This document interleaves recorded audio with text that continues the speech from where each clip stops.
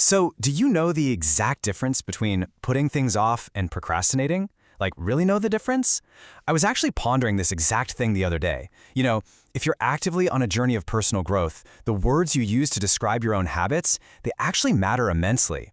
How we talk about our own self-improvement requires its own kind of precision, right? And that is exactly what we're going to unpack today. Welcome to this explainer. Today, we're diving into the grammar and collocations of self-improvement. Because, believe it or not, building a native-sounding linguistic toolkit is kind of like a self-improvement journey in itself. It's like a giant puzzle. So, let's figure out how to talk about our goals, our habits, and our progress with absolute clarity. Okay, let's dive into this. Here is our roadmap for today. First up, we're going to master your modal verbs. Second, we'll explore the power of parallel structure. And third, we'll lock in those essential collocations for self-improvement. All right, let's get right to it. Kicking things off with Part 1, Master Your Modal Verbs, the foundation of change.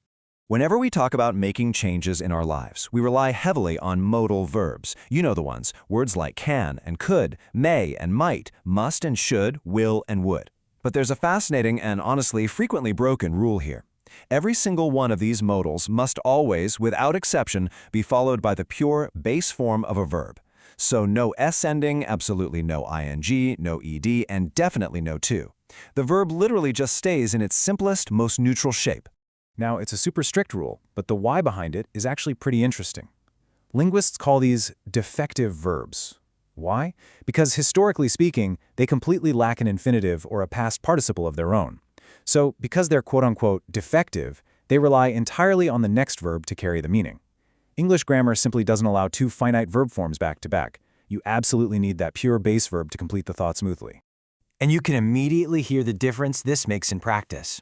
For instance, if you're talking about a third person she or it, it's so incredibly easy to accidentally say it might looks difficult or she should practices. It's such a common trap, right? But stripping away those extra letters, saying it might look difficult or she should practice, it instantly cleans up the sentence. It just sounds so much more incredibly fluent.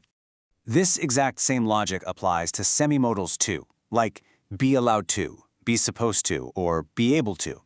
Because the phrase itself ends in the word to, our brains naturally want to overcomplicate things with something like, are we allowed to using this? But nope, that extra ing entirely breaks the rule. We just need to strip it right back to the base. Are we allowed to use this? Always, always strip away those extra endings. Moving right along to Part 2, the power of parallel structure, maintaining structural integrity.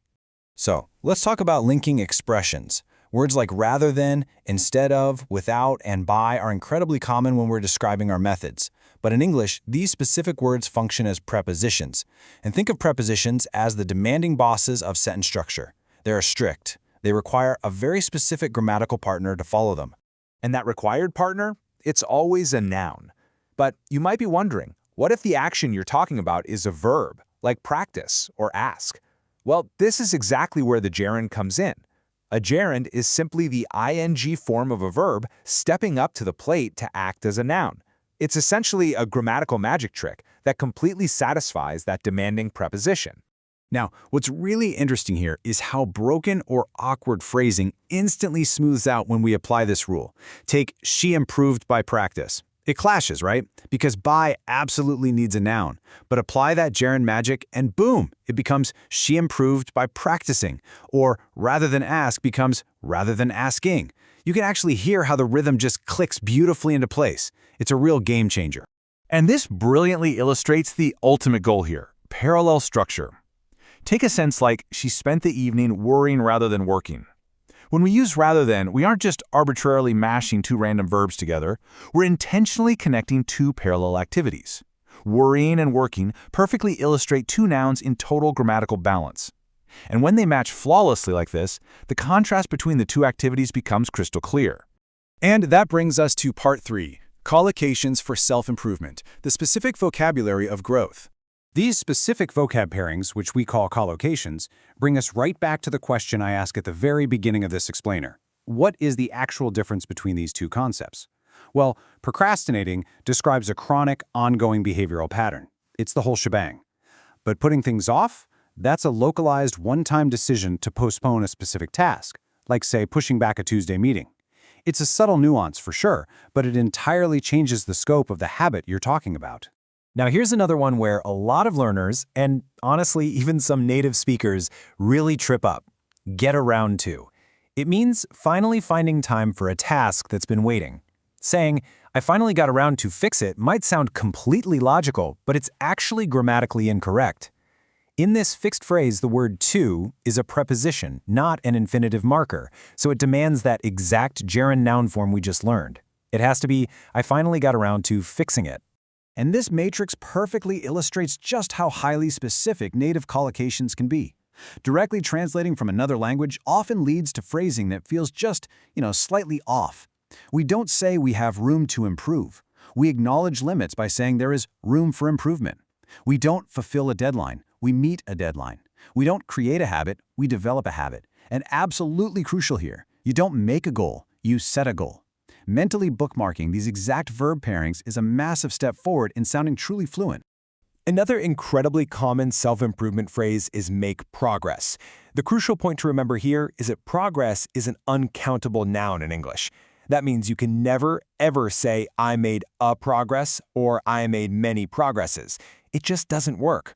Instead, you pair it with specific adjectives to define your momentum. So you can make rapid progress, you can make steady progress, or unfortunately, you can make little progress. Now, when we're actually making that progress, we're usually driven by one of two forces.